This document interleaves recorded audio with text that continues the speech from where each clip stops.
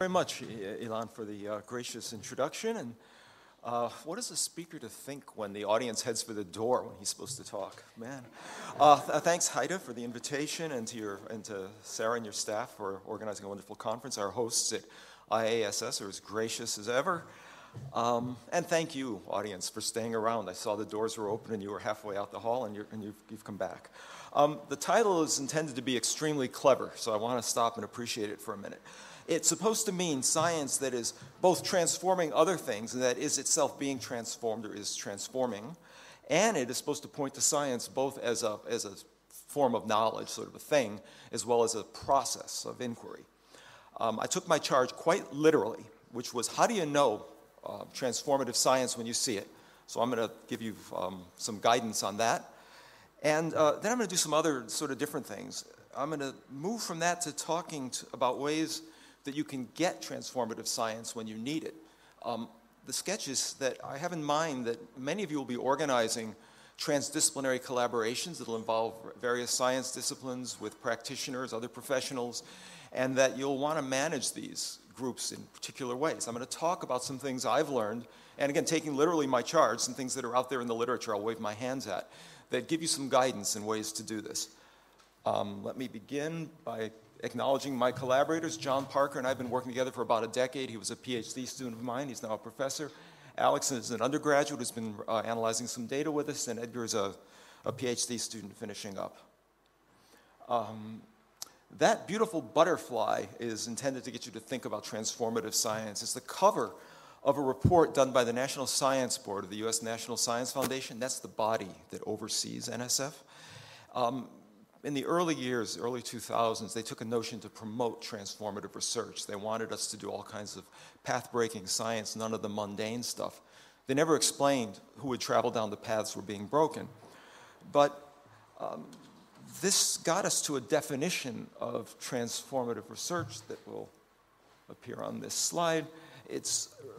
Transformative science is driven by ideas that have the potential to radically change understanding.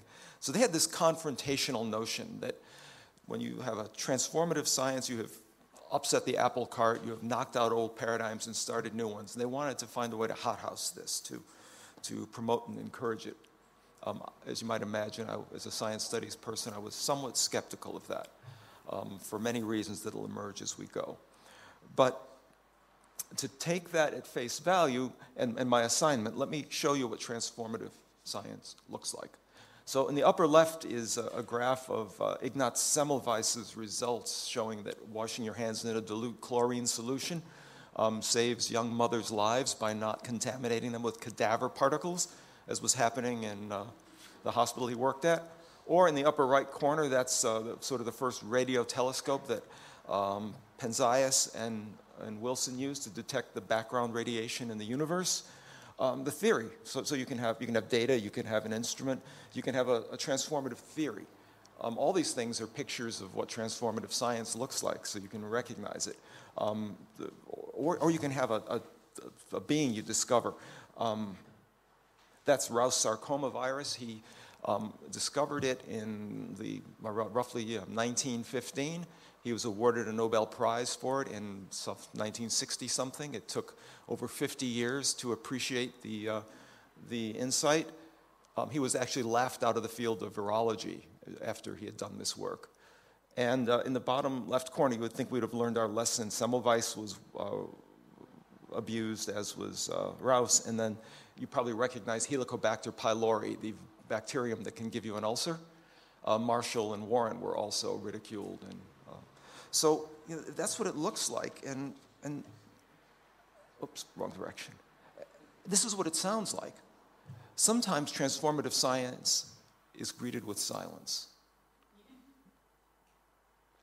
Sometimes it's greeted with vigorous resistance. For lots of reasons, Semmelweis had a rough time in Vienna and shipped off back home to Hungary.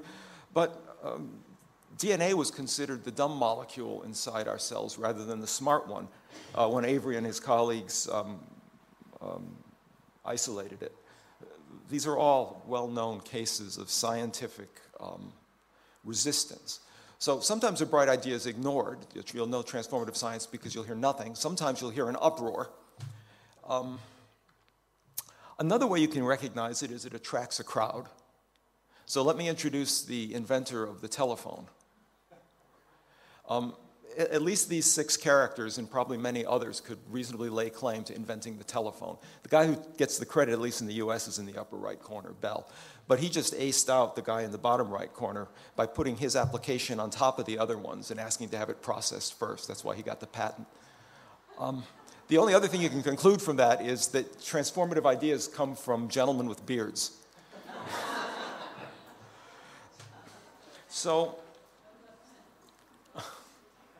So, you know, I've shown you the pictures, I've given you the definition, I've told you what it'll sound like. That's the summary of what you've learned so far. That very often, new ideas are not so new, and it's really in their recognition and their cultivation that the novelty resides, not so much in the spark of the idea itself. And so looking for the sacred spark of transformative science is probably not a great idea, but promoting the conditions under which transformation can occur is probably the way to go. And I'm going to try to build that argument. One more thing is I'd like you to spot the transformative discovery here. So at the center, I've put what will probably eventually be really transformative to us, which is a sketch of how synthetic biology will work. Pick some genes you like off the shelf, put them into a genotype thing, like a linotype machine, and it'll come out with a genome and make the organism. Just go press print. But now where's the transformative discovery? This is Darwin's Tree of Life from 1838. It predates the origin by 20 years. There's a paper that he and Alfred Russel Wallace had read to the Linnaean Society in 58, which first starts to talk about the process of natural selection. Or maybe the transformative idea was Mendel's pea sorting experiment. Or 1920, when we have the evolutionary synthesis. Maybe that was the moment when Darwin and Mendel finally met each other. Or the bottom right, that's when DNA is isolated from the cell by Avery and colleagues. Or the structure of DNA, they got a Nobel Prize, Watson and Crick. That could have been the transformative discovery in the 50s. Or maybe it's recognizing that bacteria have sex, which is what got Josh Lederberg a Nobel Prize, bacterial conjugation. But that's not very helpful without the PCR machine, which got Kary Mullis a Nobel Prize in the bottom left corner that amplifies DNA so you could actually study it. And then with that, you can get the human genome, which lets you know where the genes are you want to fiddle with. So you get the idea that transformative science can be a process that can take, maybe 200 years. We're not there yet. So again, maybe the way to move forward, if we're interested in transformative knowledge, is to create the places where transformation can occur rather than to identify it. Now, people have thought about this before. These are sketches of utopias from the early 17th century. Bacon, Christianopolis, and the City of the Sun. I won't spend time talking about it, but to know that thinking about how to organize science for knowledge and societal impact has a history of at least 400 years. That was in a utopia. This is the Accademia dei Lincei, which was at least real in the imagination. The gentleman intended to construct it. It existed for a very short time. The idea was knowledge for human betterment. There was to be a central facility in Rome and satellites in the 4 corners of the world with knowledge for the greater benefit of the species. Galileo was a member.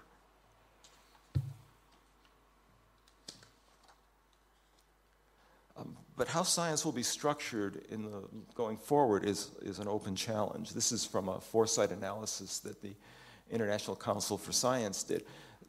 The words in red are characterizing transformative forces that are influencing the organization of science that I think are within our control. We can design places to do things like that. The black letters above are forces that are shaping science that I think would be harder for humans to control.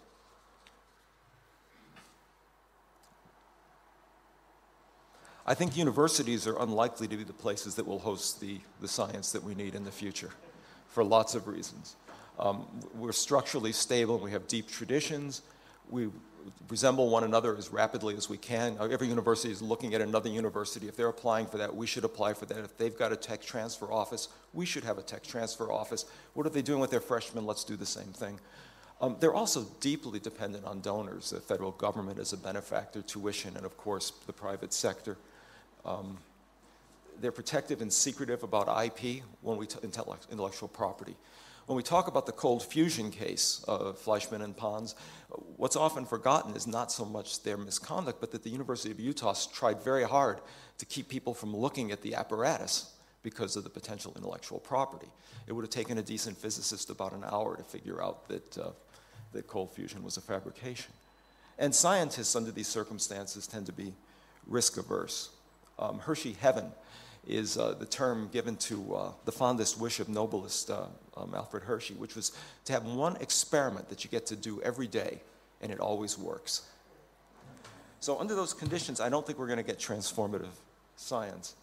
But a new form of organization has emerged that I think holds promise.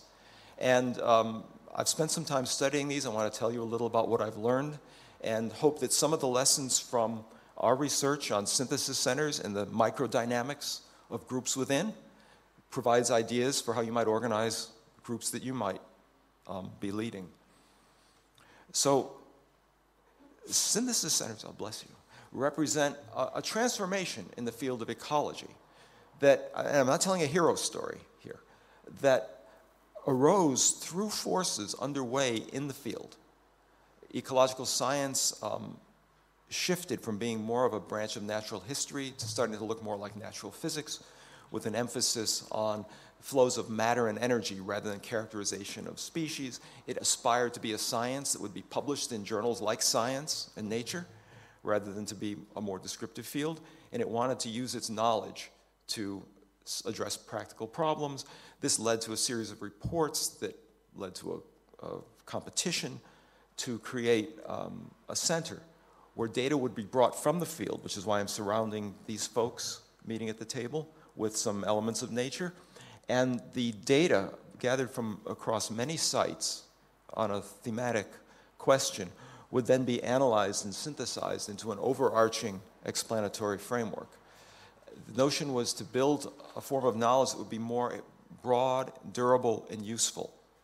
And they created a mode of working groups that accomplished this. These groups were self-organized, groups of maybe 8, 10, 12 people that would come to the center to work intensively for several days, several times a year.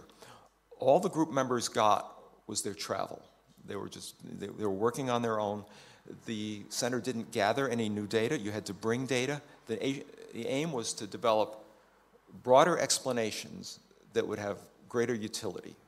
One example had to do with the management of an Eastern Pacific fishery, which was having a species depleted. And so this was one of the first efforts to use food web models to advise fishery management.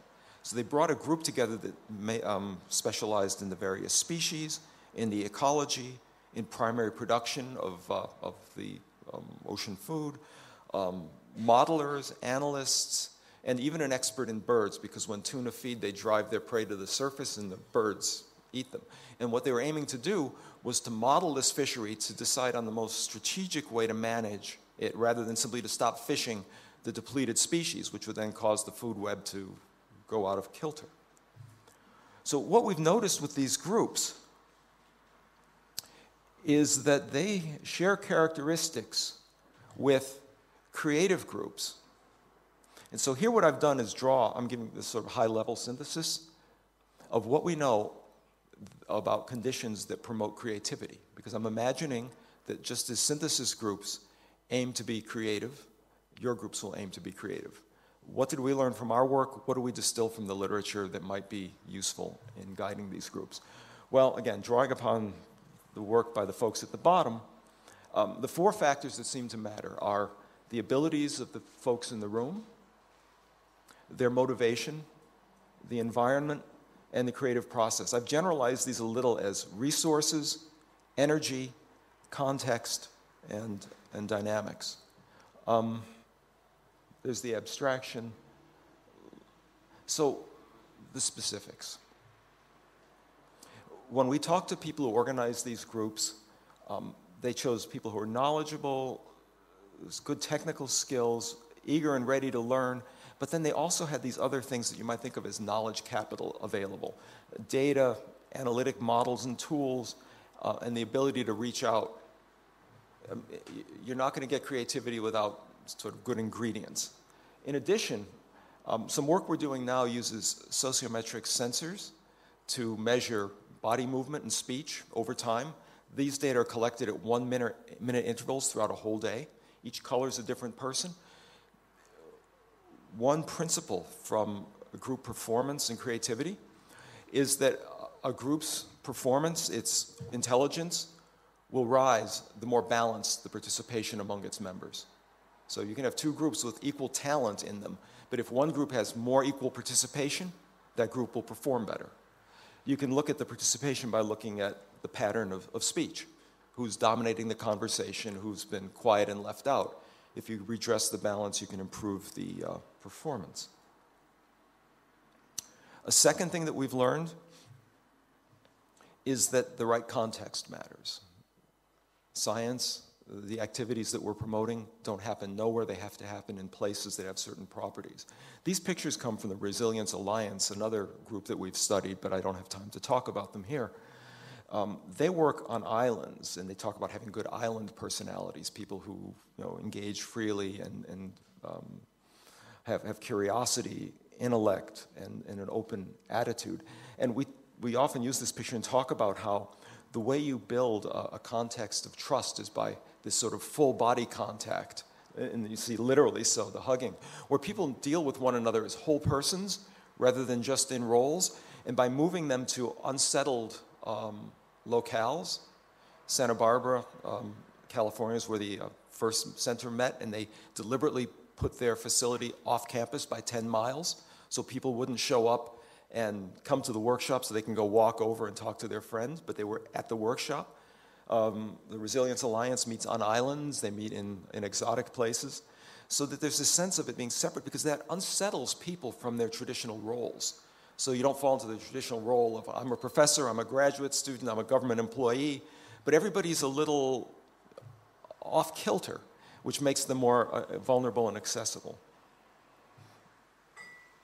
I've heard this a couple times in the course of our meeting.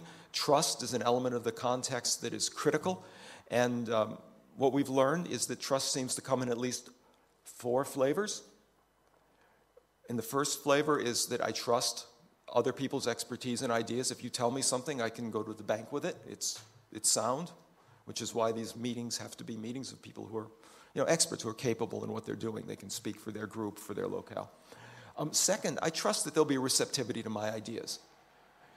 A setting will be a very difficult one to have a creative engagement if people are timid, if they're afraid that they'll propose an idea that might be a clever one and it might instead get the legs knocked out from under them.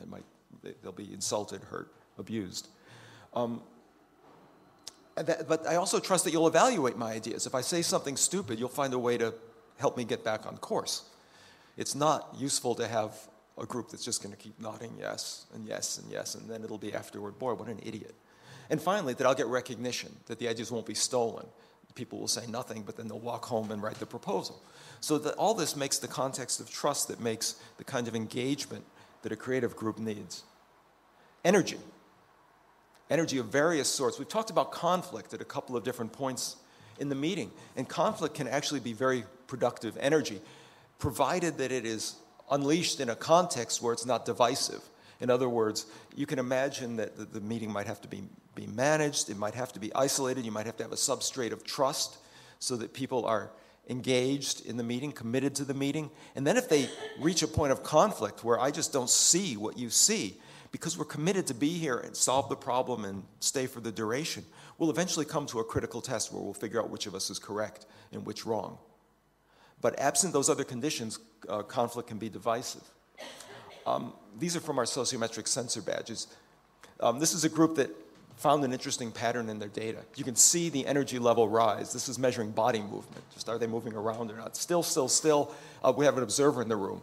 They start saying, wow, look at this, and you can see the room erupt. It works the other way, too. This group is becoming discouraged. Things weren't working well, and the badges show the energy level, 1 color per person, diminishing. And you see at the end, it's sort of like, people are comatose. In the best world, these factors lead to this phenomenon called group flow, where we felt like we were a single mind, we were having a single set of thoughts.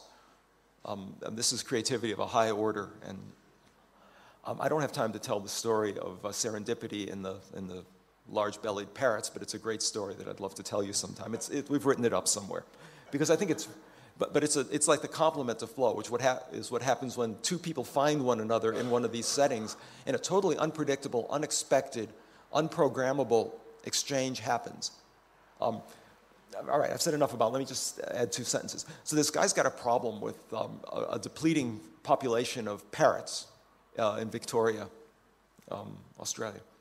And they can't figure out why. There were tens of thousands of them. It's down to hundreds of them. Somebody says to him, you should go talk to this other guy. He's a toxicologist. He'll be real helpful. So they go and talk. They're talking for about an hour. The ecologist with the bird problem is saying, this guy's asking me all these off-the-wall questions. I don't know why he's saying this stuff. Goes on and on. The toxicologist does something on the back of an envelope and says, what doesn't make sense here is there should be a sewage works, and you're not telling me about one. And the ecologist stops stone cold and says, I can't tell you how many times I've flown into the airport, and there's a sewage works right there, and I never saw it. We often talk a lot about transdisciplinary research and forget your disciplines, but it was the discipline of toxicology that revealed that sewage works that the eyes didn't see. It's a really interesting story of serendipity and the power of disciplines. What I really want to get to is, because this has come up as well in the meetings, and I enjoyed hearing it, and I think in just the last session, we were talking about should it be this or should it be that? Should you promote conflict or should you try to get consensus? And the answer is yes. And I have no originality here. I'm really sad to say that I read that book as a graduate student. It also dates me some. It was a reasonably new book when I was in graduate school. But this idea that you have competing values that are guiding a setting, and you really need both at different times rather than one or the other. So what do I mean by that? I mean the original sort of values and tension that we all know from Thomas Kuhn is this traditional and originality. But then when you have a group, should I direct them all the time and tell them what to do, or should I give them freedom and let them explore? Should we be constructive all the time and sort of brainstorm and every idea is good and let's just put it up on a flip chart? Or should we be hard-nosed and critical and question everything? Should we be focused on the universal laws that we're trying to develop and publish in science, or the particulars that are going to solve this problem that's before us? And the answer is you need to do both. Not at the same time, but you need to oscillate between these. And I know I'm running late, so I don't have time to go through the stories in detail, but then I was going to hang a story on each one because it sounds like a crowd that likes stories. So this group, the senior guy is saying, don't bother doing this. The group is looking at the relationship between size of body and metabolic rate. And they had plants and animals and whales and single-celled organisms, and somebody, a junior person, a woman, said, we could graph these together. No, that's silly, that's stupid, don't bother doing that. And that came up again and again. No, stupid, who'd ever do that? Finally, she just quietly goes off after lunch and does it. And we had an observer in the room. So 3:30 in the afternoon, she starts calling people over to her computer and says, look at this, look at this. And this is the published version of what they saw. Plants, mammals, birds, bats, you can read, right? Fall right along a direct line. The curve is almost perfect. The stuff that the senior people were saying wasn't worth doing, the junior people desperately wanted to do, and eventually did, elicit a member of our National Academy of Sciences in the U.S. to exclaim, laws of nature, by God. And he said it without any sense of irony at all. And this is from his MacArthur Prize lecture. So you see, it was both. It was both the senior person to set the problem, the junior person to struggle against the authority and fight the direction. In one group, in the space of less than an hour, you can't read this, I don't expect you to, just see the red. More than 50 critical comments were made and sort of parried. More than 50. It was just bang, bang, bang. At one point, the speaker who's being criticized says, I'm going to stab you with this pencil. That's what's in blue there. Right? Emotional energy driving the discussion, but people were committed to the discussion nonetheless. But we call this peer review on the fly. But this is that oscillation between, creating and questioning. Create and question. It's being tempered or annealed, right? And finally, almost fine. Like two more quick things to make. This is a work on marine protected areas, where this group published 36 papers in the scientific literature, but also designed marine protected areas. It oscillated between what we're going to do on a patch of the ocean and what we can put in the scientific literature that has generality and may be useful elsewhere. Not either or, both and. We talked about values. Word of the day, phronesis. I use this slide every opportunity I can. When you look at the high values that Aristotle promoted, episteme and techne were at the top, right? Scientific knowledge and ways of making and doing, and we're invested in these in the enterprise that we're trying to initiate here. But the third value that's often forgotten is phronesis, or the right thing to do in this situation. And that's, I think, an important complement to knowledge and know-how. And I'm asking you to build in, we've said very little about the humanities here, but to build in explicit reflection about the values, the purposes. I mean, this is in Melissa's talk, where justice has to be a part of the conversation at the outset. So that phronesis is the missing third leg that would make the stool very unstable. And I think it reflects inward as well. I think that science, we need to move past value-free science toward a science that takes explicit account of values, but then uses this notion of situational right conduct internally. When is it the moment to be committed? When is it the moment to be more distant and objective from my work? And I think that when you actually look at scientists' practice, you will see that they tend to do this naturally anyway. So this is really just acknowledging what happens. I mean, scientists, you don't do a study wondering what will happen. Very often you have a clear idea what you expect. And this is my closing thought that I don't need to say anything about. Thanks very much for being patient.